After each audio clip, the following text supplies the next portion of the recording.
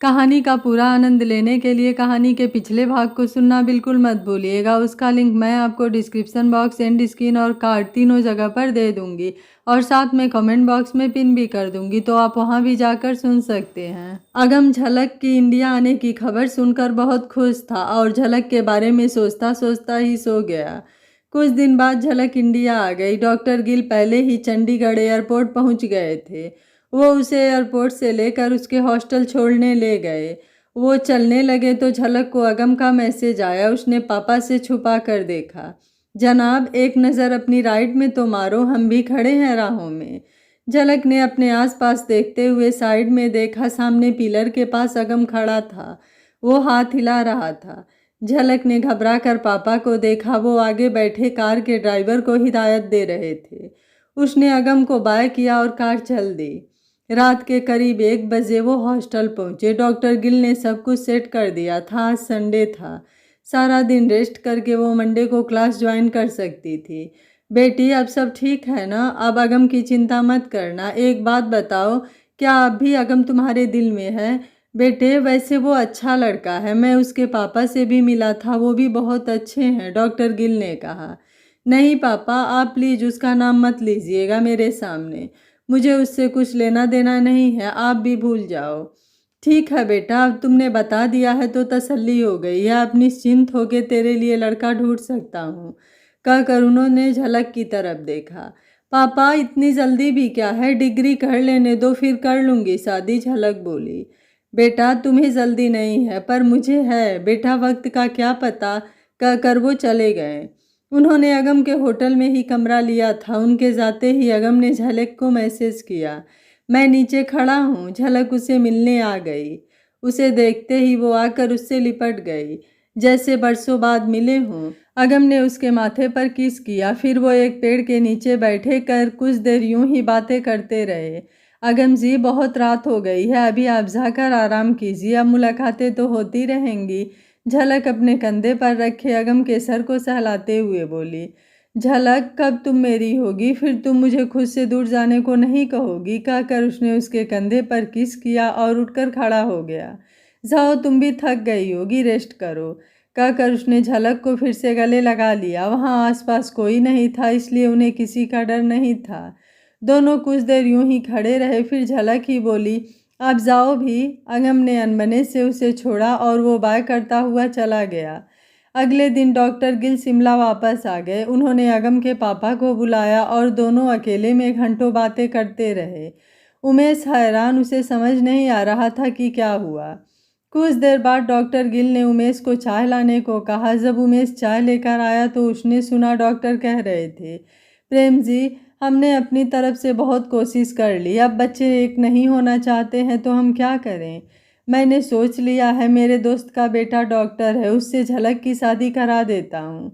जैसी आपकी मर्जी। डॉक्टर साहब, हमने तो एक दूसरे के संबंधी बनने का सोचा था। चलो कोई नहीं, दोस्त तो हैं ही, कहकर दोनों चाय पीने लगे। उमेश को भी बुरा लग रहा था, काश कि उन दोनों का कुछ हो पाता। डॉक्टर और अगम के पापा की बातें सुनकर उमेश सोचने लगा कि ये काफ़ी देर यही बातें करते रहे कि अब कुछ नहीं हो सकता। अगम और झलक का रिश्ता खत्म ही समझो। उमेश उनके पास आया और बोला, सर जी, ये आप लोग क्या कह रहे हैं? ये मत होने दीजिए। उस दिन तो आप कह रहे थे कि आप कुछ भी हो उनकी शादी कराएंगे और ये भी कह रहे थे कि आप उनकी अरेंज मैरिज करा दोगे। अब क्या हुआ? उमेश, अब हम भी क्या करें? कल झलक से पूछा था, उसने तो साफ मना कर दिया, कहती है कि मेरे सामने उसका नाम मत लो। अब जब बच्ची ही मना कर रही है तो हम कैसे उसे उस रिश्ते में बांधे? डॉक्टर गिल मजबूर से होकर बोले। कोई बात नहीं उमेश, रिश्तेदारी न सही दोस्ती तो है, एक दूसरे के बच्चों की शादी में तो आएंगे। ठीक है डॉक्टर, तुम अपने डॉक्टर दोस्त के डॉक्टर बेटे से झलक की शादी कर दो। मेरे लायक कोई सेवा हो तो बताना। उन्होंने रुआंसे हुए उमेश को देखा, फिर डॉक्टर की तरफ। इधर चंडीगढ़ में झलक ने आज अपनी क्लासेस लगाई, फिर ड्यूटी देने हॉस्पिटल चली गई। वहाँ उसे विराज मिल गया। उसे देखकर वो बहुत खुश हुआ। बोला, तुम इंडिया कब आई? कल ही आई थी, पापा ने एडमिशन करा दिया। आप बिल्कुल वैसे ही हैं जैसे उस वक्त थे। तो हम कुछ महीनों बाद ही तो मिल रहे हैं, इतने में ऐसा क्या बदल जाएगा? विराज बोला। पता नहीं, मुझे तो ऐसा लग रहा है मैं सदियों बाद यहाँ आ रही हूँ, झलक बोली। हाँ भाई, जुदाई में एक एक पल साल समान होता है। झलक, अब जुदा मत होना। तुम दोनों के दूर होने से अगम बिल्कुल बदल गया था। मैं उसे ऐसा नहीं देख सकता यार, विराज बोला। नहीं, अब ऐसा कुछ नहीं होगा। अब हम कुछ नहीं होने देंगे। सर, वो विभा की ड्यूटी कहाँ है? मैंने उसे बताया नहीं है, सरप्राइज दूंगी। वो गायनी वार्ड में है, पर 2 दिन की छुट्टी पर है। कल ही गई है, 2 दिन बाद आ जाएगी, विराज ने बताया।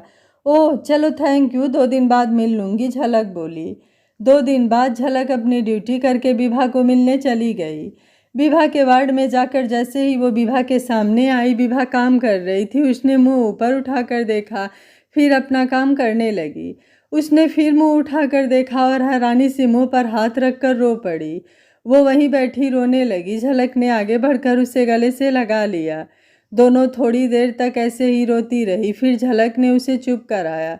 तुम कब आई? मुझे बताया क्यों नहीं कि तू मिलने आ रही है? विभा बोली।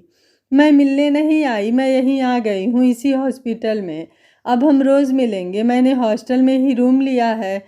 मैं कल रात ही आई हूँ, झलक बोली। सच्ची यार, खुश कर दिया तूने तो। मेरी भी छुट्टी हो गई थी। जब से तू गई है हॉस्टल अच्छा ही नहीं लगता। मैं यहीं बैठकर काम कर लेती हूँ, रात को ही हॉस्टल जाती हूँ। लेकिन तू आ गई है, अब चलते हैं, अब मज़ा आएगा पढ़ाई का। चल चलते हैं, विभा बोली। चलो, मैं भी तुझे ही लेने आई हूँ, हॉस्टल चलकर बात करते हैं, झलक बोली। उसी वक्त झलक का फ़ोन बजने लगा। उसने देखा उसके पापा का फ़ोन था। उसने विभा को फ़ोन सुनने का इशारा किया और साइड में जाकर फ़ोन ऑन किया। हेलो पापा, कैसे हो? ठीक हूँ बेटा, तुम क्या कर रही हो? डॉक्टर गिल बोले।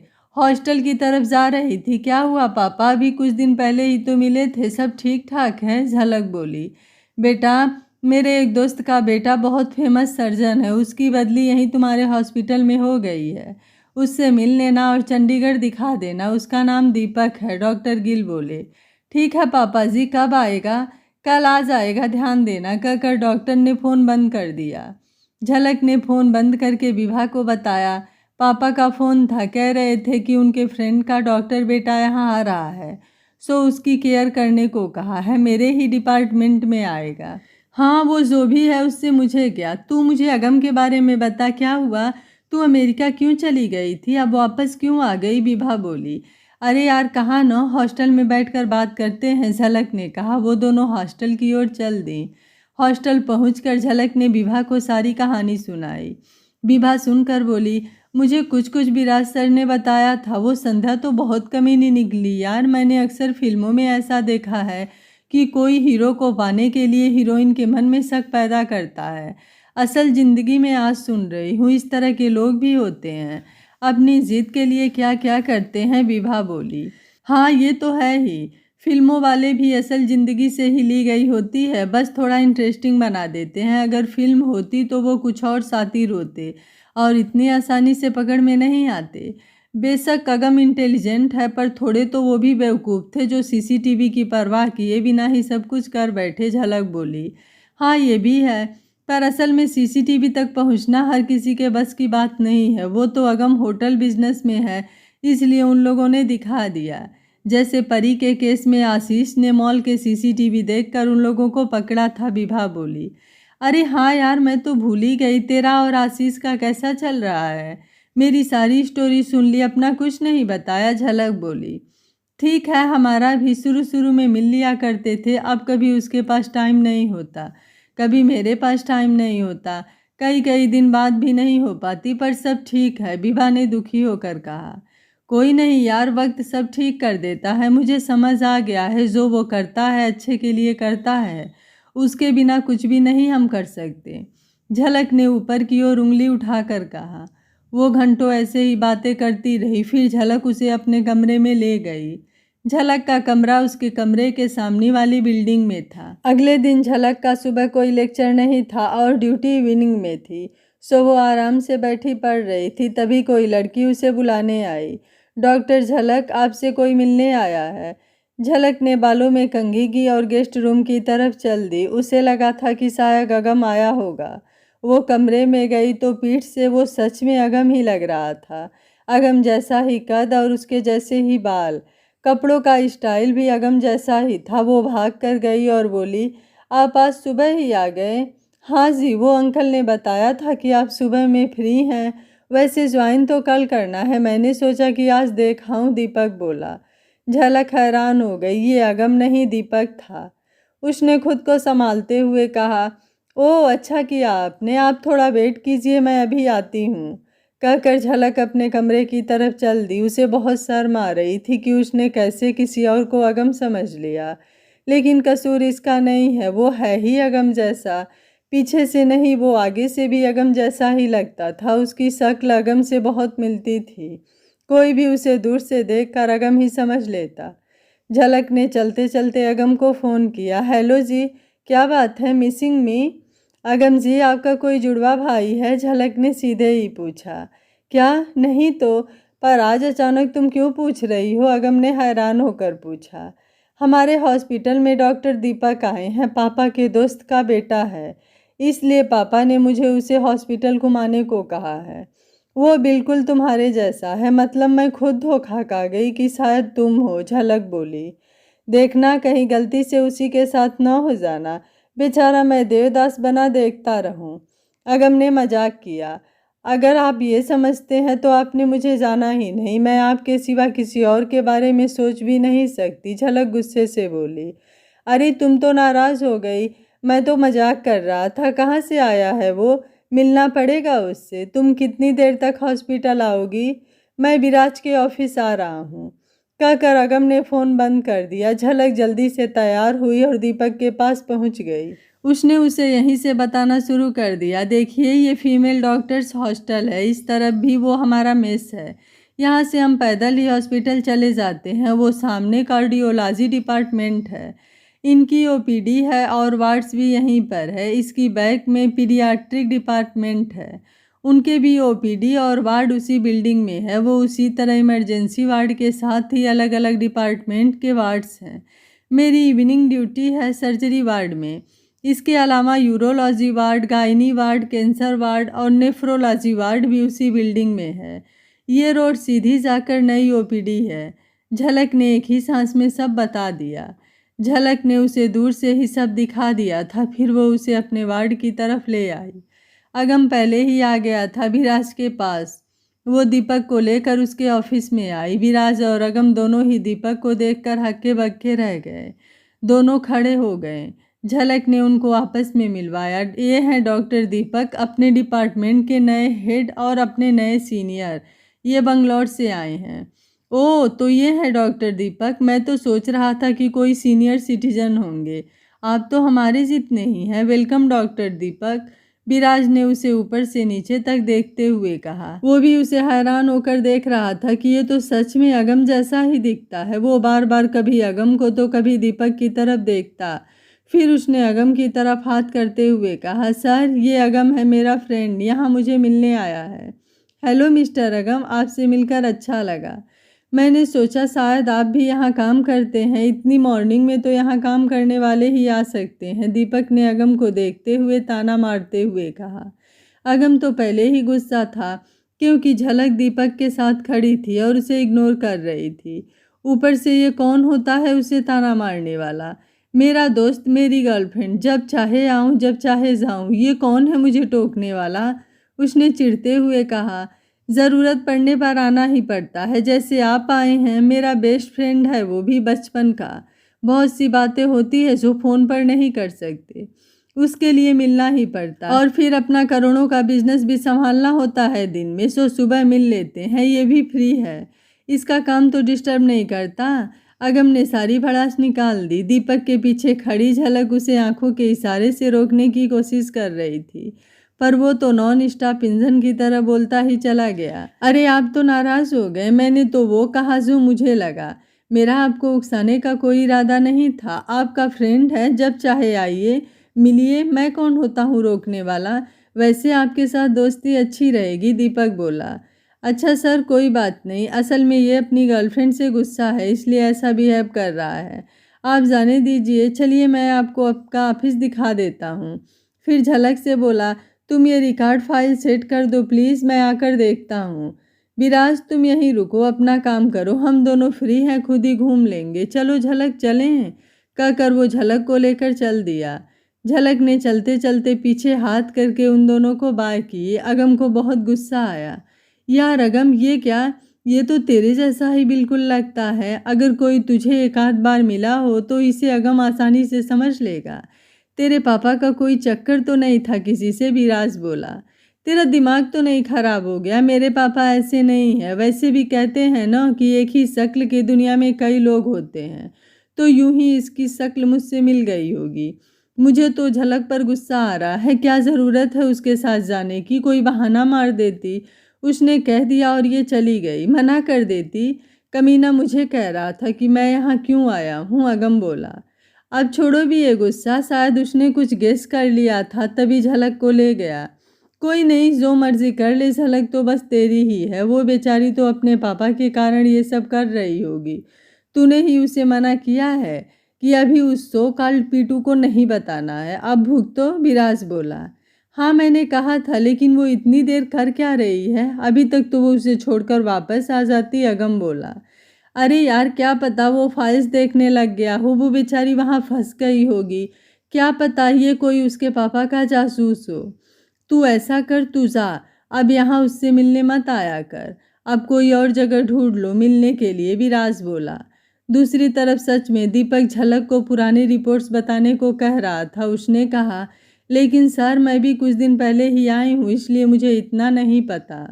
झलक, ये तुम मुझे सर कब से कहने लगी? माना कि मैं तुम्हारा सीनियर हूँ, लेकिन मैं तुम्हारे पापा के फ्रेंड का बेटा भी तो हूँ। इस हिसाब से हम भी फ्रेंड्स हुए, सो तुम मुझे दीपक ही कहा करो, दीपक बोला। झलक ने ओके में सर हिला दिया। वो जल्दी से वापस अगम के पास जाना चाहती थी, पर ये छोड़ ही नहीं रहा था। झलक, चलो कैंटीन चलते हैं, कुछ खाते हैं। मैंने तुमसे मिलने के चक्कर में सुबह से कुछ खाया नहीं, कहकर वो झलक की तरफ देखने लगा। झलक ने देखा कि ये नहीं मानेगा तो वो बेमन से चल दी। वो लोग विराज के कमरे के पास से गुजरे तो झलक तो बचकर आगे निकल गई, लेकिन दीपक उसके ऑफिस में गया और बोला, अच्छा विराज, कल मिलते हैं, हम वापस जा रहे हैं। विराज बोला, थोड़ी देर रुको, कुछ चाय पानी हो जाए। हाँ कैंटीन ही जा रहे हैं, तुम ड्यूटी पर हो, हम तो फ्री हैं, हम चले जाएंगे, दीपक बोला।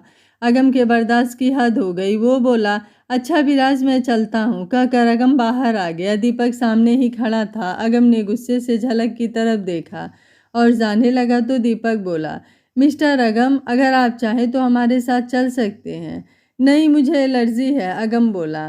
चाय से? दीपक ने पूछा। नहीं, चाय पीने वालों से, कहकर अगम चला गया। दीपक ने झलक की तरफ देखा। झलक ने मुंह बनाया। झलक को साफ दिख रहा था कि अगम नाराज हो गया है, लेकिन वो कुछ नहीं कर सकती थी। झलक, मैंने कुछ गलत कह दिया क्या? मैंने पहले भी मजाक में ही कहा था, ये तो बहुत ज़्यादा बुरा मान गया। कहता है चाय पीने वालों से एलर्जी है, कमाल है। झलक को दीपक के लिए बुरा लग रहा था, इसलिए उसने दीपक को बताया। दीपक, असल में ये मेरा एक्स था, हम दोनों का रिलेशन बहुत बुरी तरह से टूटा था।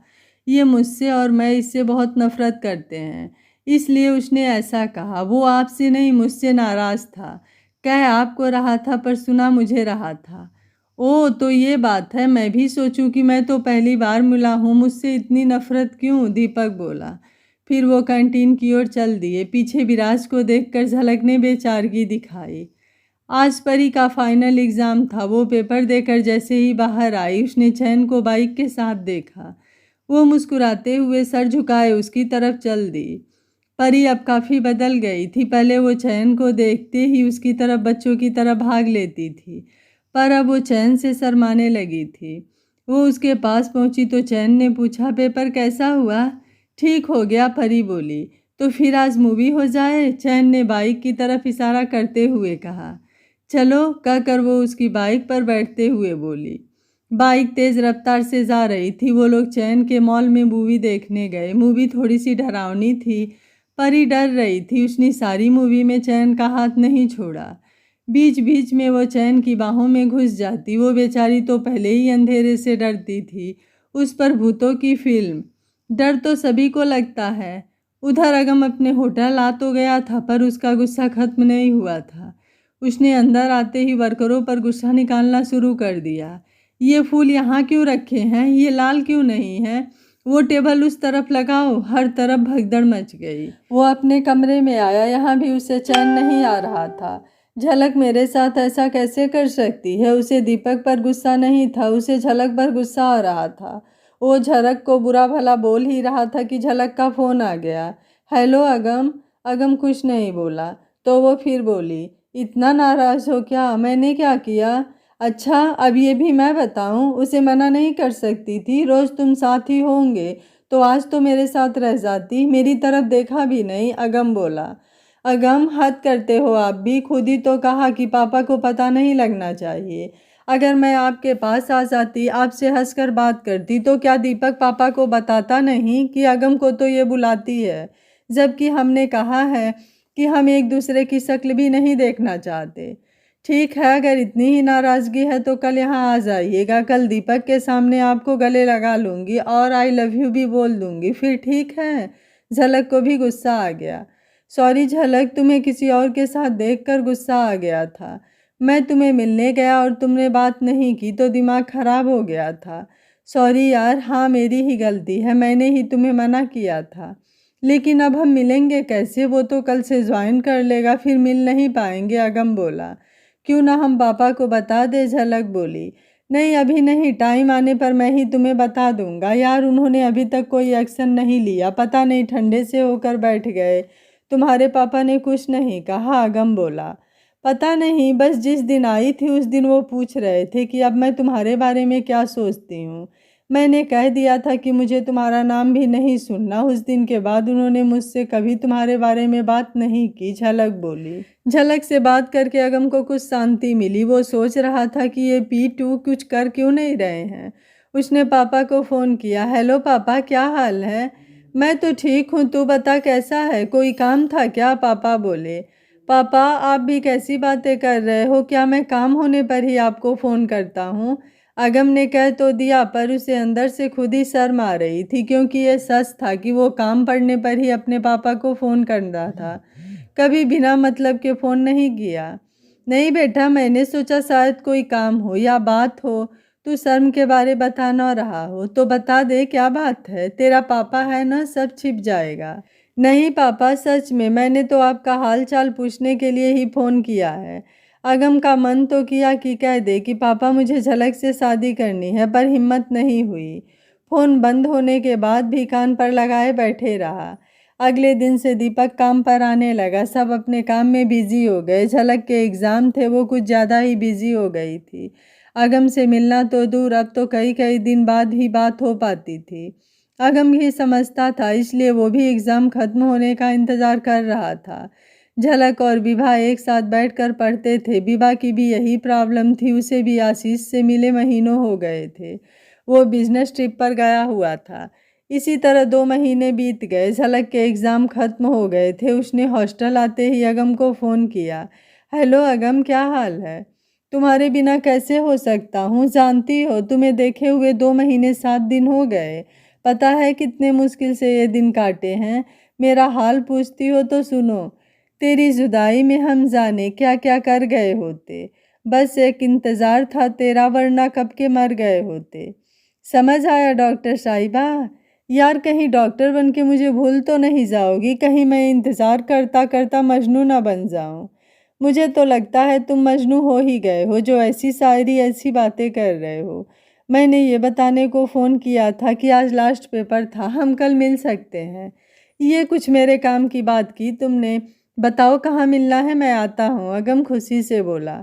मैं सोचकर बता दूंगी, कहकर झलक ने फ़ोन बंद कर दिया। तभी सामने से विभा आ गई। उसने झलक को गले लगाकर कहा, यार पेपर बहुत ही अच्छा हुआ, मुझे डर था पर अब कोई चिंता नहीं। और एक खुशी की बात बताऊं, आशीष भी कल रात ट्रिप से वापस आ गया था, अभी बाहर आया हुआ था, चल मिल ले। विभा ने झलक को पकड़कर बाहर चलने को कहा। आशीष का नाम सुनकर झलक को पुरानी बातें याद आ गई। वो बोली, विभा तू जाकर मिल ले, मुझे काम है। झलक, आखिर कब तक अवॉइड करोगे एक दूसरे को। मेरी लाइफ में सिर्फ तुम ही मेरी अच्छी फ्रेंड हो और वो मेरा प्यार है। तुम दोनों के साथ मैंने उम्र भर का साथ रखना है। अगर तुम दोनों आपस में नहीं मिलोगे तो कैसे चलेगा? तू चल, मैं भी उसे देखना चाहती हूँ कि वो तुझे भूल गया है या नहीं, विभा बोली। झलक नहीं जाना चाहती थी पर विभा के जोर देने पर चल दी। आशीष कार में बैठा वेट कर रहा था। झलक को देखते ही एक बार तो उसका दिल धड़कना बंद हो ही गया, लेकिन फिर उसने विभा को देखा और वो झलक को भूल गया। उसे सच में विभा से प्यार हो गया था। वो झलक को पसंद करता था, लेकिन प्यार उसे विभा से ही हुआ है। पसंद और प्यार में ज़रा सा ही फ़र्क है। जैसे आप गुलाब के फूल को पसंद करते हो तो आप उसे तोड़कर गुलदस्ते में सजा लोगे, लेकिन अगर आपको उससे प्यार होगा तो आप उसके पौधे को रोज़ पानी दोगे, रोज़ उसे बढ़ता हुआ देखकर खुश होगे और उसके साथ उसके कांटों को भी कबूल करोगे। आशीष को भी ये फ़र्क समझ आ गया था। वो कार से उतरकर बाहर आया और विभा को गले लगाकर बोला, कैसी हो विभू? कितने दिन हो गए तुम्हें देखे हुए, कमज़ोर लग रही हो। फिर झलक की तरफ देखकर बोला, हेलो झलक, कैसी हो? यार तुम मेरी विभू को छोड़कर मत जाया करो, बेचारी तुम्हारी याद में आधी हो गई है। इतना तो ये मुझे मिस नहीं करती जितना तुम्हें करती है। भाई करे भी क्यों ना, अब मेरी चुगलियाँ मुझसे तो कर नहीं सकती तो कोई तो चाहिए। आशीष ने हंसते हुए माहौल को हल्का किया। विभा ने उसके सीने पर हल्के से मारा। विभा और झलक ने एक साथ कहा कि वो ठीक है। तीनों हंस दिए। ये लो तुम्हारा अगम भी आ गया, आशीष ने अगम की तरफ इशारा करते हुए कहा। अगम का नाम सुनकर झलक को लगा मानो उसका दिल अभी निकल कर बाहर आ गिरेगा, लेकिन जब उसने मुंह उठाकर देखा तो वो दीपक था। झलक दीपक को देखकर बोली, ओ ये अगम नहीं, हमारे डिपार्टमेंट के सीनियर डॉक्टर दीपक हैं, कुछ महीने पहले ही आए हैं। हेलो झलक, मुझे पता लगा कि एग्ज़ाम ख़त्म हो गए सो तुमसे पूछने चला आया, कैसे हुए एग्ज़ाम? दीपक बाकियों को इग्नोर करता हुआ झलक से बोला। हाँ जी अच्छे हुए दीपक, ये मेरे फ्रेंड्स हैं। विभा को तो आप जानते ही हो, ये विभा का बॉयफ्रेंड है मिस्टर आशीष। तब दीपक ने उन दोनों की तरफ देखा और बोला, हेलो आशीष, हेलो विभा। फिर झलक से बोला, झलक हम चले, इन्हें टाइम दो, क्यों कबाब में हड्डी बनी हो? कहकर वो हंस दिया। विभा को शर्म आई। आशीष ने दीपक को हेलो कहा और उसको ऊपर से नीचे तक देखा। वो हैरान था कि ये अगम जैसा ही है। अच्छा विभा आशीष तुम लोग बातें करो, मैं चलती हूँ, कहकर वो दीपक के साथ चली गई। ये अगम जैसा क्यों है? ऐसे लगा जैसे अगम ही है। उसका ट्विन है क्या? आशीष बोला। नहीं, ये तो बंगलौर से आया है और अगम को जानता भी नहीं। ये सारा दिन झलक के पीछे ही पड़ा रहता है। उसके पापा के दोस्त का बेटा है, पर कुछ ज़्यादा ही हक जताता है झलक पर। अब एग्ज़ाम की तैयारी में इसने झलक की बहुत हेल्प की। झलक नहीं बुलाती थी, खुद ही आ जाता था। फिर खाना भी तीनों टाइम उसके मना करने पर भी ले आता था। मुझे लगता है कि ये झलक को पसंद करता है, विभा ने आशीष को बताया। क्या? फिर अपने अगम का क्या? इन दोनों का ब्रेकअप हो चुका है, विभा ने बताया तो उसका मुंह खुला का खुला रह गया। ये कब हुआ? तुमने मुझे बताया ही नहीं, आशीष बोला। क्यों? बता देती तो क्या तुम समझते हो तुम्हारे लिए चांस होता? झलक फिर भी तुम्हें नहीं अपनाती, विभा बोली। अरे पगली, मैं तो इसलिए कह रहा था कि हम मिलकर उन्हें मिलाने की कोशिश करते, अब तुम्हारे आगे वो भी फीकी लगती है, आशीष ने शरारत भरे अंदाज में कहा। सच्ची? तो क्या झूठ? तुम्हें मुझे समझने में जानने कितना वक्त लगेगा, आशीष बोला। इधर विराज के ऑफिस में, यार ये दीपक ने तो नाक में दम कर दिया है। मुझे लगता है ये पूरी तरह झलक के पीछे है। जब भी झलक मुझसे कोई हेल्प मांगती थी खुद आ जाता और मुझे काम देकर झलक को ले जाता और खुद समझाने लगता। दिल तो करता है कि एक बार जाकर पीछे से उस पर कपड़ा डालकर खूब घूसे और लाते बरसाऊं, जैसे हम बचपन में पंचायती डालते थे। विराज की बात सुनकर अगम को बहुत हंसी आई। वो पेट पकड़कर हंस दिया। मुझे गुस्सा आ रहा है और तुझे हंसी आ रही है, विराज चिढ़कर बोला। नहीं, मैं तो वो सीन को साक्षात अपने सामने होता हुआ महसूस कर रहा हूँ कि तूने दीपक पर कपड़ा डाल दिया और फिर उसकी धुनाई कर रहा है, अगम हंसते हुए बोला। अब विराज को भी हंसी आ गई। दोनों जोर जोर से हंस दिए।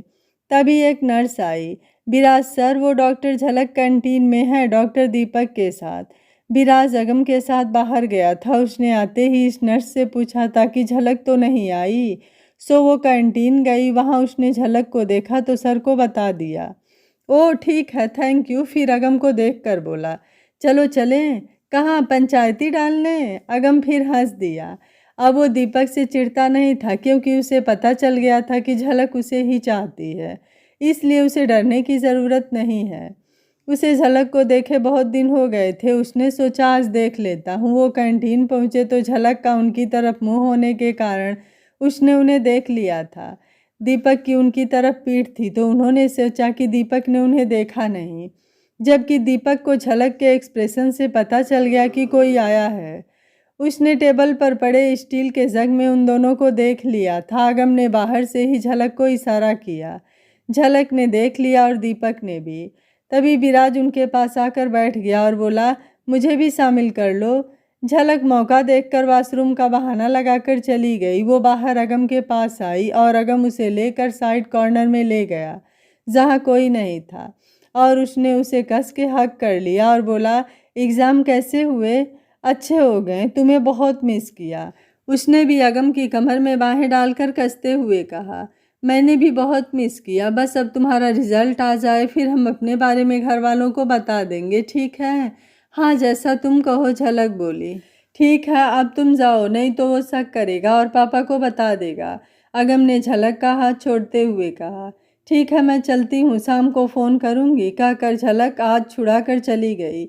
झलक उनके पास जाकर बैठी तो विराज उससे किसी केस के बारे में बात कर रहा था। झलक चुपचाप उनकी बातें सुनने लगी, पर उसकी नज़र बाहर खड़े अगम को देख रही थी।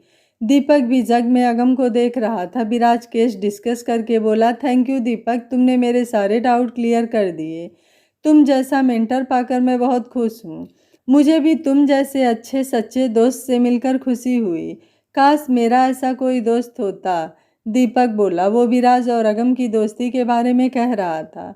क्यों नहीं, ज़रूर, अब हम दोस्त ही तो हैं, कहकर विराज चला गया। अगम कहता, डाल ली पंचायती, क्या कह रहा था? तू उसे छोड़, तू बता कि बात हो गई झलक से? चल, तेरे लिए मुझे उससे सिंपल सा केस दोबारा समझना पड़ा, विराज बोला। तो क्या है, मेरी शादी में साबाला भी तो तूने ही बनना है। मेरी शादी में नाचना गाना और सालियों से लड़ना झगड़ना मेरे जूते बचाने हैं, अगम बोला। यार तूने वो तो छोड़ ही दिया कि तेरे बच्चे भी खिलाऊंगा, वो मुझे चाचा चाचा करेंगे, मैं उन्हें गोद में उठाए फिरूंगा। ठीक है, फिर अपनी शादी में मैं तेरे बेटे को साबाला बना दूंगा, ठीक है ना, विराज बोला। दोनों ऐसे ही हंसी मजाक करते हुए अपने अपने घर के लिए निकल गए। दीपक और झलक कैंटीन से वापस आ रहे थे कि झलक का फ़ोन बजने लगा। उसने देखा पापा का फ़ोन है। उसने झट से उठा लिया। हेलो पापा। हाँ जी, मेरे एग्ज़ाम के बारे में पूछना है ना? दीदी जी, मैं उमेश बोल रहा हूँ, सर बेहोश होकर गिर गए थे, अभी होश नहीं आया है। वो दूसरे डॉक्टर को बुला लिया था, आप फ्री हो जाओ तो आ जाओ, उमेश बोला। उमेश, पापा जी का ध्यान रखना, मैं अभी बस लेकर आई, झलक ने कहकर फ़ोन रख दिया। क्या हुआ, दीपक ने पूछा। वो पापा के हेल्पर का फ़ोन था। वो कह रहा था कि पापा बेहोश हैं, दवा दे दी है पर अभी होश नहीं आया है, मुझे अभी जाना होगा, वैसे भी छुट्टियां हो गई हैं, झलक बोली। चलो मैं भी तुम्हारे साथ चलता हूँ, मुझे भी इस हफ्ते की छुट्टी है। ऐसा करो, तुम अपना सामान ले आओ, मैं अपना सामान जाते हुए घर से उठा लूँगा। उसकी बात झलक को ठीक लगी। वो जल्दी से हॉस्टल से अपना सूटकेस ले आई। दीपक उसे लेकर अपने घर आया। उसने उसे लिविंग रूम में बिठाया और कहा, फ्रिज में से पानी की बोतलें निकाल लेना और वो सामने दराज में से स्नैक्स भी है, रख लो। झलक को अजीब लग रहा था किसी जवान अकेले लड़के के घर आना, पर अपने पापा के लिए कुछ भी। एक तो ये अच्छा सर्जन है, दूसरे इस वक्त बस न मिली तो उसे सुबह तक का इंतज़ार करना पड़ेगा, तो कार से जाना ठीक है। वो सोच ही रही थी कि दीपक अपना सामान लेकर आ गया। उसने जल्दी से झलक से पकड़कर स्नैक्स लिफाफे में डाले और चल दिए। वो लगभग 3 घंटे के लंबे सफ़र के बाद झलक के घर पहुंच गए। झलक कार से उतरकर सीधी अंदर भागी। अंदर पापा बेड पर लेटे हुए थे। वो भागकर उनके पास गई। वो थोड़े कमज़ोर लग रहे थे। वो हंसते हुए बोले, आ गया मेरा बच्चा, ये उमेश भी यूं ही बता दिया तुझे? पेपर अच्छे हो गए बेटा जी, डॉक्टर गिल ने पूछा। झलक रोते हुए बोली, हाँ जी, सारे अच्छे हो गए। पापा आपको क्या हुआ था, आप ठीक तो हैं? पैरी पौना अंकल जी, दीपक ने अंदर आते ही कहा। जीते रहो पुत्र, तुम भी आए हो, चलो अच्छा किया। ओए उमेश, कहाँ रह गया, 2 गिलास पानी ला, डॉक्टर गिल बोले। उमेश ने दोनों को पानी ला कर दिया। इस बीच दीपक ने डॉक्टर का चेकअप किया, फिर बोला, आप अब आराम किया कीजिए, आपको टेंशन किस बात की है? बेटा, ये झलक ही मेरी सबसे बड़ी टेंशन है, मेरे बाद इसका क्या होगा, यही सोचकर दिल कमज़ोर हो जाता है। आप मेरी टेंशन क्यों करते हो पापा, मुझे क्या हुआ है? झलक बोली। बेटी, तेरी शादी कर दूं तो चैन से मर जाऊं, डॉक्टर गिल बोले। दीपक बोला, झलक मुझे वॉशरूम दिखाना किस साइड है? वो उसे बाहर लेकर आकर बोला। झलक, अंकल को हार्ट अटैक हुआ है। क्या? झलक ने हैरान होकर पूछा। हाँ, ये उन्हें भी पता है, ध्यान रखना कि कोई स्ट्रेस न ले, लगता है कि उन्हें तुम्हारी टेंशन है, दीपक ने समझाया। कोई नहीं, मैं उनसे बात करती हूँ। झलक अंदर पापा के पास चली गई। उसके अंदर जाते ही डॉक्टर ने उसे अपने पास बुलाया, वो उनके पास चली गई। हाँ जी पापा जी, क्या बात है? बेटा, ये दूसरा अटैक था, मैं नहीं जानता अब मैं कितनी देर जीऊँगा। मैं चाहता हूँ कि अपने जीते जी तुम्हारी शादी कर दूँ। बेटा, मेरा एक बात मानोगी? डॉक्टर गिल ने दिल पर हाथ रख कर कहा। पापा, ऐसी बातें मत कीजिए, आपको कुछ नहीं होगा। मैंने आपकी कभी कोई बात टाली है जो अब टालूंगी? आप कहिए, क्या बात है? झलक बोली। बेटा, तुम इस लड़के दीपक से शादी कर लो, तुम दोनों का प्रोफेशन एक है, और फिर ये बहुत समझदार और इंटेलिजेंट है। इसका पापा भी मेरा दोस्त था, ये तुझे बहुत खुश रखेगा। लेकिन पापा, मैं वो अगम, आपको पता तो है, झलक बताना चाहती थी पर वो कह नहीं पाई। हाँ बेटे, मैं जानता हूँ अब तुम उसके बारे में नहीं सोचती, इसलिए तो मैं चाहता हूँ कि तुम इससे शादी कर लो, तुम उसे भूल जाओगी। लेकिन पापा, ऐसे कैसे इससे मेरी शादी कर दोगे? इससे भी तो पूछना होगा। झलक ने नया बहाना ढूंढा। इससे मैंने कल ही बात की थी, इसे तुम पसंद हो, ये अकेला ही है। इसके मम्मी पापा एक एक्सीडेंट में मर गए थे, अपनी मेहनत से डॉक्टर बना है। मैं इसे परिवार देना चाहता हूँ। डॉक्टर ने अपने सीने पर रखे हाथ को और कसते हुए कहा। बेटी, मुझे सांस लेने में दिक्कत हो रही है, ऑक्सीजन। झलक ने उमेश को ऑक्सीजन सिलेंडर लाने को कहा और उन्हें ऑक्सीजन लगा दी। पापा, मुझे मंजूर है, आप जो भी चाहेंगे वैसा ही होगा। आप स्ट्रेस न लो, मैं दीपक से शादी कर लूँगी, झलक ने रोते हुए कहा। दीपक ने अंदर कदम रखा तो उसने डॉक्टर की बिगड़ती हालत देखकर वो भी उनके पास हो गया। घबरा कर बोला, क्या हुआ अंकल जी? इन्हें सांस लेने में दिक्कत हो रही है, झलक घबरा कर रोते हुए बोली। दीपक ने उसके कंधे पर हाथ रखा और कहा, तुम टेंशन मत करो, सब ठीक हो जाएगा। डॉक्टर बोले, झलक पुत्र, अब थोड़ा ठीक लग रहा है, तुम लोग खाना खा लो, फिर बात करते हैं। उमेश की वाइफ ने खाना बना दिया था, उसने टेबल पर लगा दिया था। फिर झलक दीपक और पापा के कहने पर खाना खाने चली गई। उसके मन में कई ख्याल आ जा रहे थे। उसने पापा को हाँ तो कर दी दीपक से शादी करने के लिए, लेकिन अगम का क्या होगा? लेकिन कहीं अगम के चक्कर में मैं पापा को न खो दूँ, मैं कुछ नहीं कर सकती। खाना खाकर अगम को फ़ोन करती हूँ। वो खाना खाकर पापा को खाना खिलाने लग गई। फिर कपड़े बदलने गई तो सोचा कि अब फ़ोन कर लेती हूँ, लेकिन तभी उमेश ने आवाज़ लगाई, दीदी जी, सर बुला रहे हैं। वो उसी वक्त फ़ोन रखकर चली गई। दीपक भी वहीं डॉक्टर के पास बैठा था, उसने कपड़े बदल लिए थे। झलक उनके बेड पर उनके पास जाकर बैठ गई और उनके सर के लंबे बालों को सहलाते हुए बोली, पापा, तेल लगाऊं? आराम मिलेगा। बचपन में जब भी डॉक्टर गिल सर से नहाते थे तो बाल सूखने के बाद झलक से तेल लगवाते थे। उन्होंने झलक का हाथ पकड़ लिया और दीपक से बोले, बेटा, ये मेरी सारी जिंदगी की कमाई है, ये मैं तुम्हें सौंपता हूँ, मुझे शांति मिलेगी। कल वकील को बुलाकर तुम्हारी शादी करवा देता हूँ, कहकर उन्होंने झलक का हाथ दीपक के हाथ में दे दिया। दोनों ने एक दूसरे की तरफ देखा। लेकिन अंकल, आप झलक से तो पूछते, दीपक बोला। मैंने पूछ लिया है बेटा, ये एक लड़के अगम से बहुत प्यार करती थी पर उसने इसे धोखा दे दिया। अब ये उसकी शक्ल भी नहीं देखना चाहती, तुम इसे खुश रखना, डॉक्टर गिल बोले। इधर अगम अपने घर पर कब से झलक के फ़ोन का इंतज़ार कर रहा था पर उसका फ़ोन आया ही नहीं, तो उसने खुद फ़ोन किया। फ़ोन बज रहा था पर उसने उठाया नहीं। उसने सोचा कि नहा रही होगी। फिर उसने आधे घंटे बाद फिर फ़ोन मिलाया। इस बार फ़ोन स्विच ऑफ आ रहा था। उसने विराज को फ़ोन किया। विराज ने फ़ोन उठा लिया। हाँ अगम, क्या बात है? यार, मैंने झलक को फ़ोन किया था, पहले तो फ़ोन बज रहा था, उसने उठाया नहीं, अब उसका फ़ोन स्विच ऑफ आ रहा है, मुझे टेंशन हो रही है। ज़रा विभू से पूछ कि झलक ठीक तो है, अगम बोला। मैं तो पछता रहा हूँ तुझसे दोस्ती करके। यार, प्यार करे वो, ब्रेकअप करे वो, दोबारा फिर से उसी को डेट करे, इससे मुझे क्या, लेकिन मैं उसका बेस्ट फ्रेंड हूँ, हर बार मुझे ही सब करना होगा। इतना भी नहीं कि बंदा 2 घड़ी से चैन से सो तो सके। उठा दिया। सोचते सोचते उसने विभा को फ़ोन किया। हेलो विभा, झलक से बात की थी। फ़ोन किया था लेकिन उसने उठाया नहीं, अब स्विच ऑफ आ रहा है। ओह, असल में वो शिमला गई है डॉक्टर दीपक के साथ। उसके पापा की तबीयत खराब है। कोई ज़रूरी काम था क्या? अगर मेरे लायक कोई काम हो तो बताना, विभा बोली।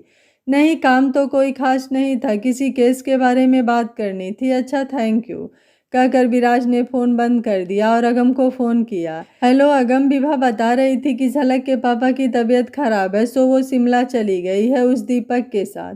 इस कमीने की तो सच में पंचायती डाल देनी चाहिए थी, विराज बोला। यार तू छोड़, ये बात विभा ने कुछ और नहीं बताया? नहीं, कुछ और नहीं बताया, विराज बोला। अगम ने बिना कुछ कहे ही फ़ोन बंद कर दिया। विराज कभी फ़ोन तो कभी खुद को देख रहा था। अगम ने पापा को फ़ोन किया। पापा कैसे हो आप? काम कैसा चल रहा है? ठीक है बेटा, सब ठीक चल रहा है। बिल्डिंग तो तैयार हो गई है, बस रंग रोगन का काम चल रहा है। बेटा मैं तुम्हें फ़ोन करने ही वाला था। वैसे तुम्हें कोई लेना देना तो है नहीं, पर सोचा तुम्हें बता दूं। वो डॉक्टर गिल कल झलक की शादी कर रहा है, मुझे भी बुलाया है। मैं देखूंगा जाऊं या नहीं। घर में सब ठीक है ना? पापा ने दुखी मन से कहा। हाँ जी पापा जी, मम्मी बेबे और परी किसी शादी में गए हैं। अच्छा पापा जी, मुझे काम है कहकर उसने फ़ोन रख दिया। क्या झलक की शादी ऐसे कैसे हो सकती है? नहीं, झलक ऐसा नहीं कर सकती। उसने विराज को फिर से फ़ोन किया। विराज दोबारा सो गया था। उसने बंद आंखों से बिना नंबर देखे फ़ोन उठाया।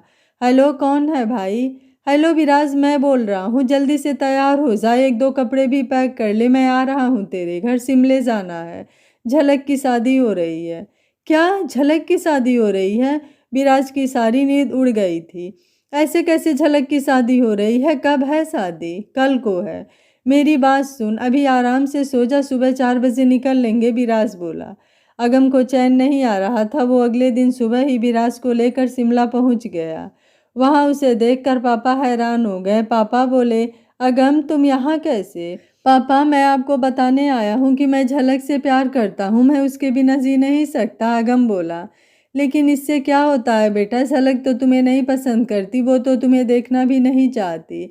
नहीं पापा, वो सब झूठ था। हम देखना चाहते थे कि आप लोग हमें मिलाने के लिए क्या क्या करते हो, इसलिए हमने आपको नहीं बताया। लंदन में ही हमारी सुलह हो गई थी और हमने एक होने के कस्मे वादे भी किए हैं। अगर ऐसा है तो झलक ने शादी के लिए हाँ क्यों कर दी? किसी डॉक्टर दीपक के साथ है शादी, पापा बोले। ये कमीना दीपक, ये फिर आ गया। अब इसे नहीं छोड़ूंगा, इसकी पंचायती तो मैं डालकर ही रहूंगा। विराज को दीपक के नाम से ही चिढ़ हो गई। अगम उन दोनों को साथ लेकर झलक के घर चल दिया। वो वहां पहुंचा तो सारा घर और क्लिनिक सजाया पड़ा था। उमेश उन्हें बाहर ही मिल गया। वो अगम के पास आकर रोने लगा। अगम भैया, आपने ऐसा क्यों किया? झलक दीदी आपको बहुत प्यार करती थी। अगम घबरा गया। उसने सोचा कहीं झलक ने जहर तो नहीं खा लिया। वो भागकर अंदर गया। अंदर वो तीनों बैठे थे। उनके सामने वकील की एक टोली थी और कुछ रिश्तेदार और आस पड़ोस वाले लोग थे। अगम को देखते ही वो तीनों खड़े हो गए। अगम घुटनों के बल बैठ गया और हाथ जोड़कर बोला, अंकल जी हमारे साथ ये जुर्म ना करें। मैं और झलक एक दूसरे से बहुत प्यार करते हैं, हमें अलग ना करें। झलक भी आकर उसके साथ घुटनों के बल बैठ गई और बोली, हाँ जी पापा जी, आपको तो मेरी शादी से मतलब है, दीपक से हो चाहे अगम से। पापा अगम सच कह रहा है, हम दोनों एक दूसरे से बहुत प्यार करते हैं। पर झलक, तू तो कह रही थी बच्चा कि तू इसका नाम भी नहीं सुनना चाहती। वो मैंने ऐसे ही कहा था। हम लोग लंदन में ही दोबारा इकट्ठे हो गए थे। हमें डायना और टॉम की हरकतों से आप दोनों की स्कीमों का पता चल गया था, इसलिए हम देखना चाहते थे कि हमें मिलाने के लिए आप क्या करते हैं। पर आपने तो सब कुछ बदल दिया। झलक रोने लगी। अगम ने उसका हाथ पकड़ लिया। अगम, जो ये कह रही है सब सच है? हाँ जी, सब सच है, अगम बोला। मिस्टर प्रेम बताइए इन बच्चों का क्या किया जाए? डॉक्टर गिल ने अगम के पापा से बोले। मिस्टर प्रेम बोले, डॉक्टर गिल आप देखिए क्या करना है, मैं आपके साथ हूँ। अगम और झलक घुटनों के बल बैठे कभी उन्हें कभी एक दूसरे की तरफ देख रहे थे। डॉक्टर गिल बोले, देखो अब देर हो गई है, मैंने दीपक को जुबान दी है। दीपक, अब सब तुम्हारे हाथ में है, मेरे दोस्त की ज़िंदगी का सवाल है, मैं तुम्हारे हाथ जोड़ता हूँ, विराज बोला। दीपक कुछ कहता इससे पहले ही डॉक्टर ज़ोर ज़ोर से हंसने लगे। अगम के पापा और दीपक भी हंस पड़े। तब अगम के पापा अगम को बोले, क्यों बच्चू, हम दोनों को उल्लू बनाने चले थे, अब पता चला? वो दोनों खड़े होकर उनकी तरफ हैरानी से देखने लगे। अगम ने पूछा, मतलब ये कि मैं जिस दिन झलक को लेने एयरपोर्ट गया था तो मैंने तुम्हें वहाँ झलक को इशारे करते देख लिया था। फिर हॉस्टल में भी मैंने तुम्हें देखा था। फिर मेरे जाने के बाद मैं अपना रुमाल लेने वापस आया था तो तुम दोनों को गले लगे हुए देखा था। तब मैं सब समझ गया था। मैंने उसी दिन तुम्हारे पापा को बुलाकर सारी बात बता दी थी। तब हमने ये सारी स्कीम बनाई। तुम्हें ये भी तो बताना था कि बाप तो बाप ही होता है। क्या? फिर जो ये अटैक, ये सब झूठ था? आपने झूठ बोला, वो भी मुझसे? अगर मुझे कुछ हो जाता तो? झलक बोली। उमेश रोता हुआ बोला, दीदी आपका तो फिर भी ठीक है, इन्होंने मुझसे भी छुपाया। मैं इतना रोया कि दीदी और अगम भैया को मिला दो। ये दोनों मुझे भी कहते कि हम कुछ नहीं कर सकते। क्यों सर, मेरे साथ ऐसा क्यों किया? मैंने कौन सा किसी को बताना था? उसने रोते हुए कहा। नहीं बेटा, तेरी कोई बात नहीं थी, हमने किसी को भी नहीं बताया, डॉक्टर गिल बोले। ये दीपक को क्यों लिया आपने? विराज की सुई दीपक पर ही अड़ी थी। दीपक को मैं लाया था अगम। दीपक तेरे चाचा जी का बेटा है, अमरदाकी में। कित्थे? अगम की दादी भीड़ में से उठकर आई। अगम हैरान, दादी यहाँ कैसे? उनके साथ उसकी माँ और परी भी थी। परी ने आकर झलक को गले लगा लिया। बेबे जी, अमर और उसकी पत्नी एक एक्सीडेंट में मर गए थे, ये अकेला ही रह गया था। इसे भी डॉक्टर गिल ने ही बड़ा किया, पढ़ाया लिखाया, डॉक्टर बनाया। उस दिन मैं इनके पास आया तो दीपक भी आया हुआ था। वो मुझे और मैं उसे देखकर हैरान रह गया। वो मुझे अपना पापा समझ रहा था। तब मैंने उससे उसके पापा के बारे में पूछा, तब उसने मुझे सब बताया और फोटो दिखाई। तब मुझे पता चला कि ये अमर दा बच्चा है। सच्ची बेबे, ये अमर का बेटा है। पापा, हमें क्यों नहीं पता कि हमारा कोई चाचा भी है? अगम बोला। दादी दीपक को गले लगाए चूम रही थी। वो बोली, पुत्र, अमर तेरे पापा 10 जुड़वा भाई सी, दोनों दिखने बिल्कुल एक जैसे थे। कॉलेज टाइम में उसे एक साउथ की लड़की से प्यार हो गया। तेरे दादू ने मना किया लेकिन वो नहीं माना और हमसे भी कहा कि आज के बाद हम इससे कोई रिश्ता न रखना। उसके बाद हमने इसे कभी नहीं देखा। दादी रोते हुए बोली। सॉरी भाई, दीपक ने कान पकड़कर अगम से माफ़ी मांगते हुए उसे गले लग गया। मुझे इनका कर्ज न उतारना होता तो मैं कब का तुम तीनों को बता देता। मुझे तुम तीनों पर तरस आ रहा था। तीनों पर? अगम ने पूछा। तीसरा ये बेचारा विराज, जिसने तुम दोनों को मिलाने के लिए मुझसे आधा घंटा पहले से ही सॉल्व केस समझा। दीपक ने हंसते हुए बताया। तुम्हें पता चल गया था? कैसे? विराज बोला। यार, टेबल पर पड़े जग में मुझे सब दिख गया था। फिर झलक की तरफ देखकर बोला। सॉरी भाभी जी, उसने कान पकड़कर हंसते हुए कहा। फिर उसने परी को भी गले लगा लिया। अंत में उसने अगम की मम्मी के पैर छुए और बोला, बचपन में पापा बताते थे कि उनका एक जुड़वा भाई भी है, पर कभी एड्रेस नहीं बताया। आज भगवान ने मुझे भरा पूरा परिवार दे दिया, छोटे भाई बहन दे दिए, माँ बाप दे दिए। अगम की मम्मी ने भी उसे गले से लगा लिया। कहानी का सार ये है कि बच्चों को अपने परिवार का एड्रेस ज़रूर दो, क्योंकि हर किसी को मेरे सर जैसा बंदा नहीं मिलता, उमेश बोला और सब हंस पड़े। डॉक्टर दीपक को गले लगाकर बधाई दी। फिर उन्होंने झलक और अगम की सगाई की घोषणा की। आज के दिन हमने सबको बुलाया था क्योंकि मैं अपनी बेटी झलक की शादी अगम से तय करता हूँ और आज इन दोनों की सगाई कराता हूँ। अगम और झलक दोनों हैरान हो गए कि आखिर पीटू ने अपना कमाल कर ही दिया। दोनों ने आगे बढ़कर सारे घर वालों के पैर छुए। परी ने अगम से धीरे से कहा, भैया क्या मैं चैन को भी बुला लूं? इसमें पूछने की क्या बात है, बुला लो। अगम बोला। चैन का नाम आते ही उसे विभा और आशीष की याद आई। उसे इस बात की खुशी थी कि परी चैन को पसंद करने लगी है। तब उसने डॉक्टर से कहा, अंकल जी क्या मैं अपने कुछ दोस्तों को भी बुला लूं? क्यों नहीं बेटा, ज़रूर बुला लो, वैसे भी सगाई तो शाम को होगी, डॉक्टर गिल बोले। परी फ़ोन पर बात कर ही रही थी कि अगम ने उससे कहा कि चैन से मेरी भी बात कराना। परी ने फ़ोन अगम को दे दिया। अगम चैन से बोला, हेलो चैन। हेलो डियर, बहुत बहुत बधाई हो। थैंक यू यार, आ रहे हो क्या? अगर हो सके तो विभा और आशीष को भी साथ ले आना। मैं सोच रहा हूँ कि झलक को सरप्राइज़ दे दूँ। विभा के आने से वो बहुत खुश हो जाएगी। वैसे कैसे आओगे? अगम बोला। भाई मेरे यार और साले की सगाई है, हम क्यों नहीं आएंगे? मैं हेलीकॉप्टर की रिक्वेस्ट करता हूँ, नहीं तो प्राइवेट जेट से आ जाऊँगा। ठीक है, उन दोनों को भी ले आऊँगा, कहकर उसने फ़ोन रख दिया। अंदर खूब नाच गाना हो रहा था। मम्मी, दादी और झलक के साथ बातें कर रही थी। विराज और दीपक अपने आप में मस्त थे। डॉक्टर गिल ने सबसे कह दिया था कि सगाई शाम को है। शाम तक सभी लोग पहुंच गए। विभा को देखकर झलक बहुत खुश हुई। चैन और आशीष ने आकर उन दोनों को बधाई दी। विराज ने उन्हें दीपक से मिलाया और उसकी असल पहचान बताई।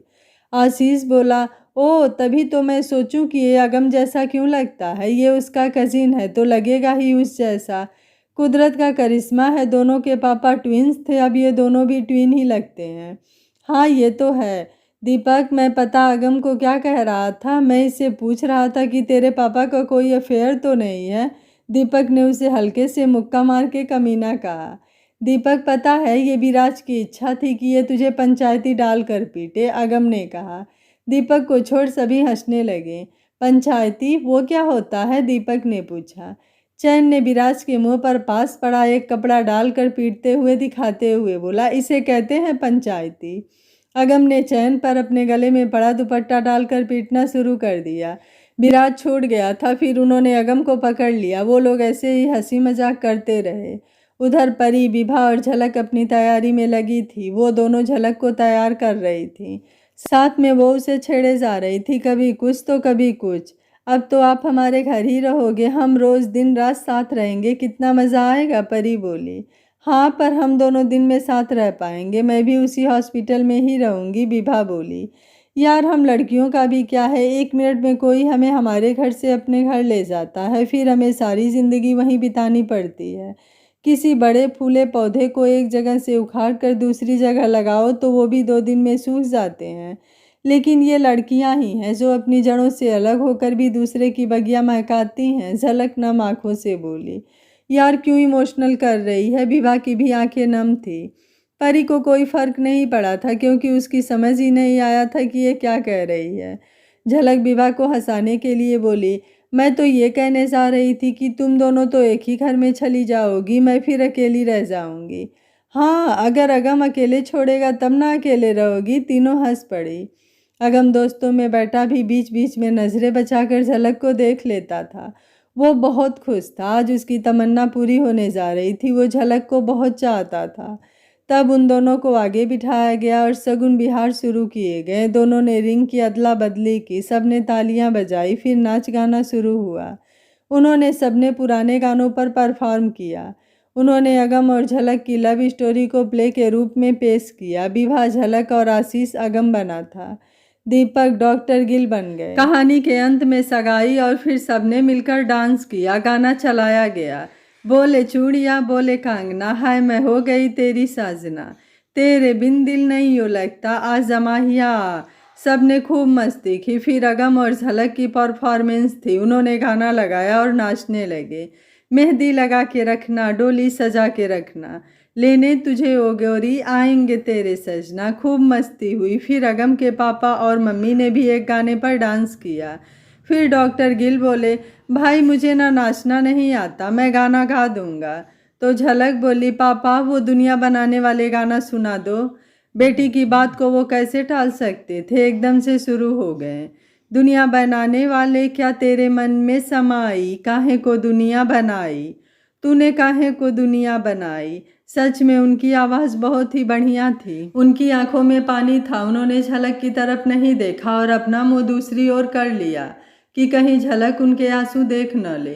वो उसे दुखी नहीं करना चाहते थे। अगम के पापा बोले, डॉक्टर दिल छोटा न कर, तू भी हमारे साथ चंडीगढ़ चलना, नहीं तो हम यहाँ पर आ जाएंगे, ऐसी कोई बड़ी बात नहीं है, हम झलक को परी की तरह रखेंगे, कहकर उन्होंने उसे गले लगा लिया।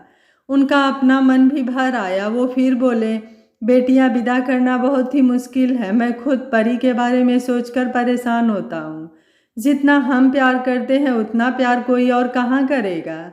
मेरे पीटू, आप लोग क्यों परेशान होते हैं, मैं हूँ ना। डॉक्टर पापा, झलक को मैं बहुत खुश रखूँगा, मैं वादा करता हूँ। और पापा वो देखिए, परी को हमारी ही तरह प्यार करने वाला मिल गया है। या कहिए कि मैंने ढूंढ लिया है। अगम ने दूर खड़ी परी, चयन, विराज, दीपक और आशीष विभा की तरफ इशारा किया। वो लोग सीढ़ियों के पास खड़े थे। परी के सर के पीछे सीढ़ियों की रेलिंग थी। परी हंसते हुए बातें कर रही थी, उसका ध्यान नहीं था। उसका सिर कभी भी रेलिंग से टकरा सकता था।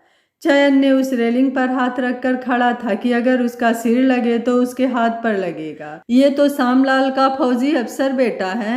हाँ जी पापा जी, इसने ही परी को किडनैपिंग से बचाया था, इसलिए मैंने इसे अपनी परी के लिए चुन लिया। ऐसे लड़के बार बार नहीं मिलते। मैंने देख लिया था कि मेरी बहन की मेरी जितनी चिंता करने वाला यही है। परी की पढ़ाई पूरी करने दो, हम इसकी शादी करा देंगे।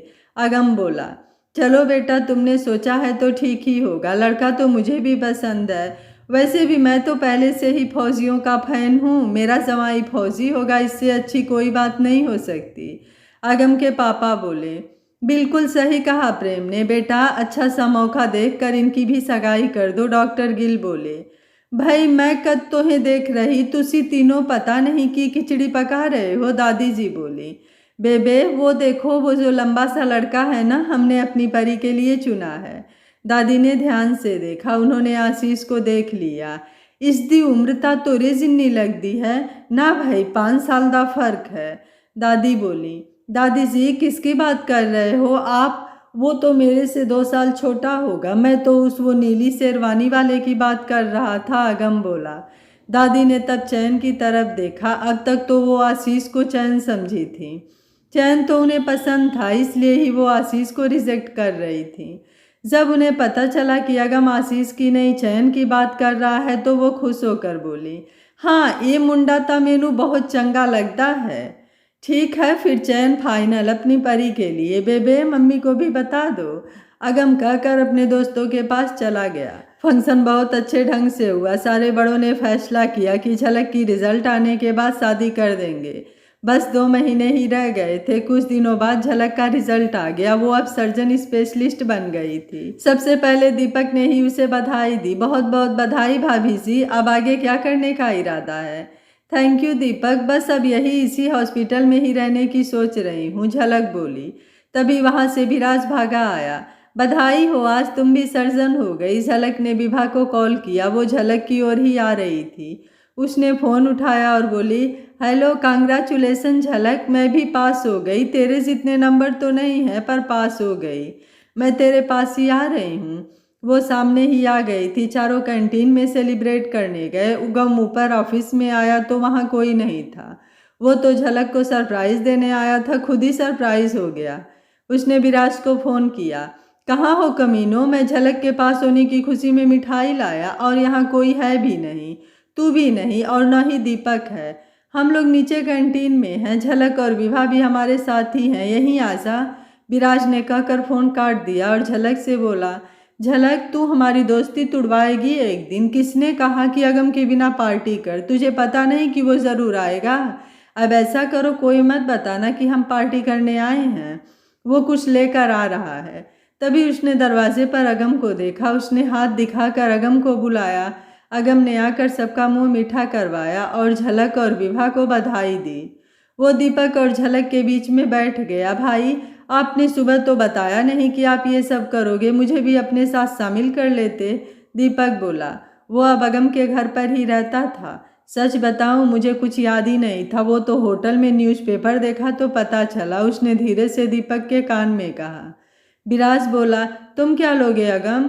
तुम लोग सेलिब्रेट कर रहे हो, वो भी मेरे बिना? अगम बोला, अरे नहीं नहीं, मैं कहने जा रहा था तो सोचा तुझे भी पूछ लूं। विराज ने बाकियों को देखते हुए कहा।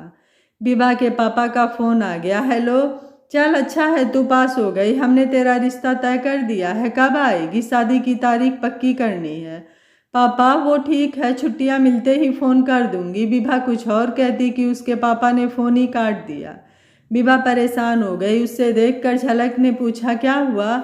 पापा कह रहे थे कि मेरा रिश्ता पक्का कर दिया है, घर बुलाया है, शादी की तारीख पक्की करनी है। क्या तूने उन्हें आशीष के बारे में नहीं बताया? झलक ने पूछा। अब अगम और दीपक को भी पता लग गया कि क्या हुआ। तुझे लगता है मैं अपने पापा को ये बता सकती हूँ? मेरी जान निकाल देंगे वो। तुझे पता नहीं, जहाँ से मैं हूँ वहाँ प्यार करने वाले को गोली मार देते हैं और कोई कानून कुछ नहीं कर पाता। विभा ने आंसू भरी आंखों को साफ करते हुए कहा, ये कोई बड़ी बात नहीं है, हम सब मिलकर कोई हल करते हैं। दोस्त कब काम आएंगे? दीपक बोला। सब उसकी तरफ देखने लगे तो दीपक बोला, क्यों, इसकी कोई हेल्प नहीं कर सकते क्या?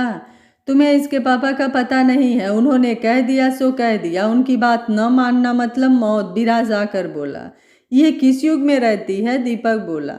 है तो इसी युग में, बस इसके पापा पुरानी दुनिया के लगते हैं, उनका हुक्म पत्थर पर लकीर। हम दोस्त तो हैं, पर दोस्ती निभाने तू दीपक को ले जाना, शायद यही तेरे पापा को मना ले। विराज बोला।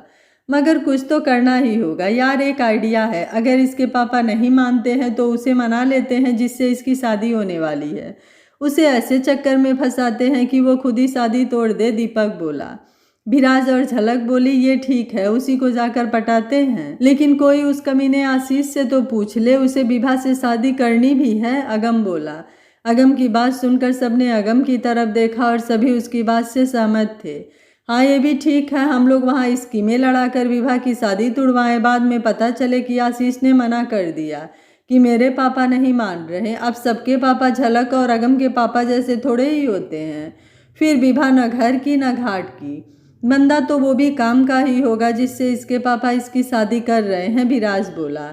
विभा इनकी बात से सहमत थी क्योंकि आशीष ने शादी का वादा ही नहीं किया था। विभा ने आशीष को फ़ोन किया। हेलो आशीष।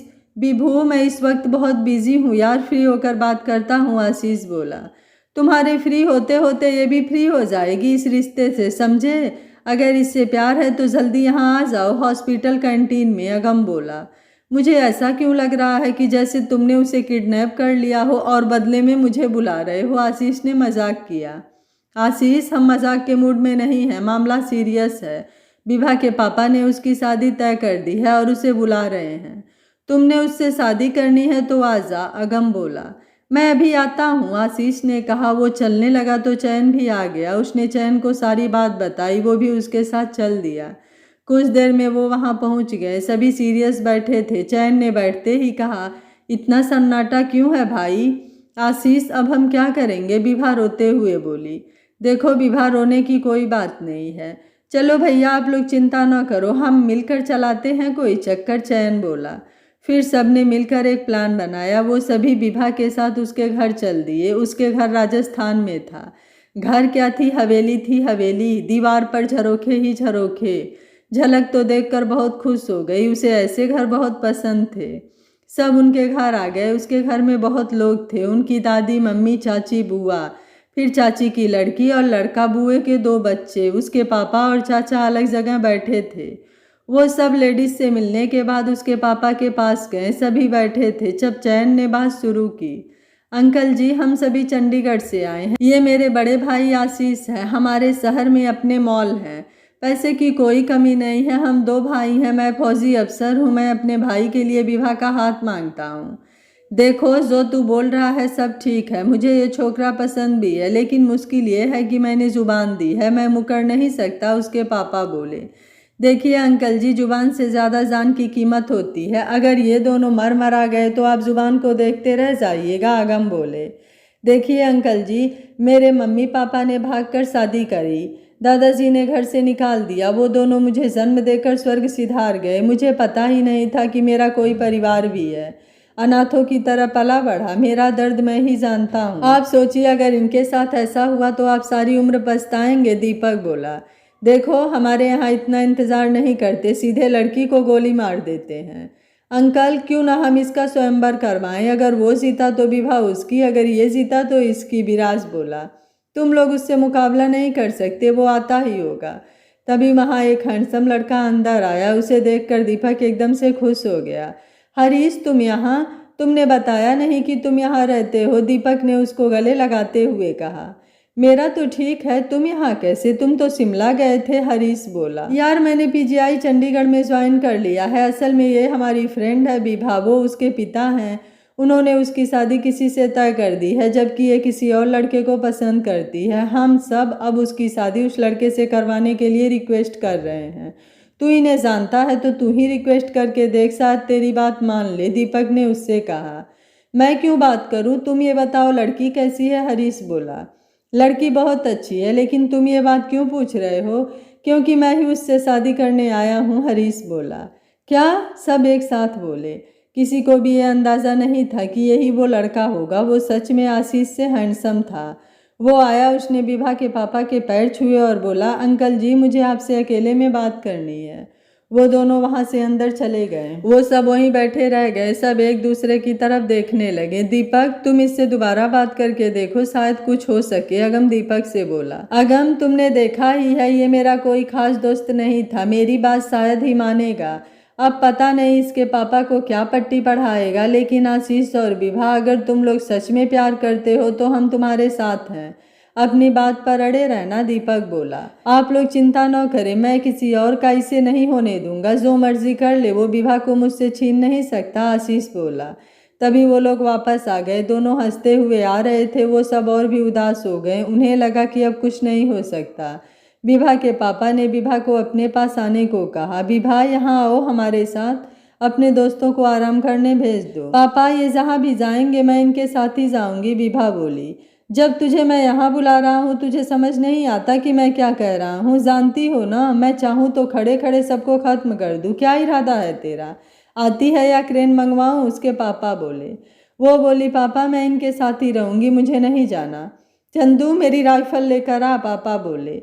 आप किस युग में जी रहे हैं? आप शायद भूल रहे हैं, मैंने आपको पहले भी बताया था कि मैं इसका भाई हूँ और मैं एक आर्मी अफसर हूँ। मुझे ये हक है कि मैं आपको कुछ भी गलत करने के एवज में गिरफ्तार कर सकता हूँ, चयन बोला। मैं तुम जैसों से नहीं डरता। बेटी मेरी है, अगर परेशान करेगी या कहना नहीं मानेगी तो मैं इसे मार सकता हूँ। मैंने जन्म दिया है, मैं मार भी सकता हूँ। नौकर राइफल लेकर आ गया। पापा विभा की ओर राइफल करके खड़े हो गए। आशीष विभा के आगे आया और बोला, तुम मेरे पीछे रहो। अंकल, आपको पहले मुझे गोली मारनी होगी। आशीष के आगे चयन खड़ा हो गया। नहीं, मेरे भाई को आप मेरे सामने नहीं मार सकते, आपको पहले मुझे मारना होगा। आपको हम सबको मारना होगा। अगम, झलक, विराज और दीपक भी आगे आकर खड़े हो गए। पापा परेशान हो गए। तुम लोग क्या समझते हो कि मैं तुम्हें कुछ नहीं कहूँगा? मैं पुलिस बुलाकर मेरी बेटी को बरगलाने के जुर्म में तुम्हें पकड़वा दूंगा। पापा, हम मरने से नहीं डरते, लेकिन मैं नहीं चाहती कि आप मेरे खून से हाथ रंगें, मेरे कारण आपकी बदनामी झेलनी पड़े। लाइए राइफल, मैं ही मर जाती हूँ। उसने पापा से राइफल छीनने की कोशिश की। नहीं बेटा, इसे छोड़ दे, यह चल जाएगी, पापा बोले। सबने उसे पकड़कर पीछे खींचा। तब पापा की जान में जान आई। तब वो बोले, बस बेटा, और नाटक नहीं होता। मैं तो तुम्हें देखना चाहता था कि तुम किस हद तक जा सकते हो। सच्ची uncle ji? Thank you uncle ji, लेकिन इस हरीश का क्या? अगम बोला। हरीश तो यहाँ मना करने ही आया था। वो कह रहा था कि वो किसी और को पसंद करता है, ये मुझे यही बताने के लिए अंदर ले गया था, पापा बोले। सब कुछ ठीक हो गया था। विभा के पापा को भी आशीष पसंद आ गया था। उन्हें आशीष से भी ज़्यादा उन सब की दोस्ती पसंद आई थी। हरीश भी उन सब से मिलकर खुश हुआ और चंडीगढ़ जल्द आने का वादा किया। फिर वो सब विभा को वहाँ छोड़कर वापस आ गए। अगम आते हुए बोला, अंकल जी, कुछ दिनों में मेरी और झलक की शादी है, आप लोग ज़रूर आइएगा, मैं कार्ड भिजवा दूंगा। आप वहाँ आशीष के पेरेंट्स से भी मिल सकते हो। अगम की बात सुनकर पापा ने आने का वादा कर लिया। कुछ ही दिनों में अगम के शिमला वाले होटल की ओपनिंग है और ओपनिंग के तीसरे ही दिन वहीं अगम और झलक की शादी की गई। शादी में खूब धूम थी, सभी खुश थे। चयन भी उनके घर का हिस्सा हो गया था। चयन, दीपक और विराज सभी शादी के कामों में भाग भाग कर रहे थे। सब काम बहुत ही सलीके से हो रहा था। चयन कुछ लेने गया तो उसे परी मिल गई। वो उससे बातें करने के लिए रुक गया। विराज और दीपक ने उसे फूल उठाकर लाने को भेजा था, पर वो आया ही नहीं। वेट करते हुए देर हो गई तो वो देखने चल दिया। देखा तो जनाब आराम से खड़े परी से बातें कर रहे थे। यार, ये शादी किसके साले की है? दोनों उसके बगल में खड़े हो गए और विराज बोला, हाँ यार, अपना तो भाई है, पर जीजा तो एक ही है अपना, उसकी भी कोई ड्यूटी बनती है, दीपक बोला। उन्हें देखकर परी तो शर्मा कर भाग गई। कमीनों सालों, तुम लोग एक घड़ी बात भी नहीं करने देते, चयन उन्हें बोला। अच्छा जी, अब हम गरीब कुंवारे सिंगल लड़कों को सता रहे हो वो कुछ नहीं, विराज बोला। और जो हमें फूलों के लिए वहाँ वेट करा रहे हो वो कुछ नहीं, दीपक बोला। चलो पहले तुम्हारे फूल ही सजा दूँ, चलो, चयन उन्हें खींच कर ले जाते हुए बोला। सारा होटल जगमगा रहा था, जगह जगह फूल लगे थे। झलक आज दुनिया की सबसे खूबसूरत लड़की लग रही थी। उसके पापा उसे दुल्हन के रूप में देखकर रो दिए। वो उसके सामने नहीं आए कि कहीं झलक भी रो न दे। शादी पंजाबी रस्में रिवाजों से हुई। साथ साथ नाच गाना भी चलता रहा। सभी यार दोस्त और रिश्तेदार बारी बारी नाचते रहे। सबसे ज्यादा आकर्षण का केंद्र था टॉम, जो झलक के भाई का रोल निभा रहा था। दीपक और विराज उसे भी नाचने के लिए ले आए। डायना भी आई थी। टॉम और डायना की अच्छी दोस्ती हो गई थी। वो दोनों भी खूब नाच रहे थे। उन्हें यहाँ आकर पता चला कि अगम ने उनको बेवकूफ़ बनाया था। विक्टर भी अपने दोस्त प्रेम और डॉक्टर गिल से मिलकर खुश था। आशीष के पापा भी आए हुए थे। वो परी और विभा के माँ बाप से भी मिले और उनके रिश्ते पक्के किए। उन्हें बच्चों ने सब बता दिया था। अगम की फैमिली को तो वो जानते थे, पर विभा की फैमिली से पहली बार मिल रहे थे। सब कुछ बढ़िया हो रहा था। जब विदाई की घड़ी आई तो झलक का रो रो कर बुरा हाल था। घर के सभी लोग रो रहे थे। अगम को उस दरवाजे को देखकर अपने यहाँ पहली बार आने वाला दिन याद आ गया। किस तरह वो गोलियां लगी जख्मी हालत में इस घर में आया था। फिर उसने रोती हुई झलक को डोली वाली कार में बिठाया और जिंदगी के नए सफ़र में निकल पड़ा। यह कहानी आपको कैसी लगी? आप मुझे अपनी राय कमेंट बॉक्स में ज़रूर दीजिएगा। वीडियो पसंद आया है तो वीडियो को लाइक शेयर एंड चैनल को सब्सक्राइब कर लीजिएगा। Thank you for watching. मिलते हैं अगली कहानी में।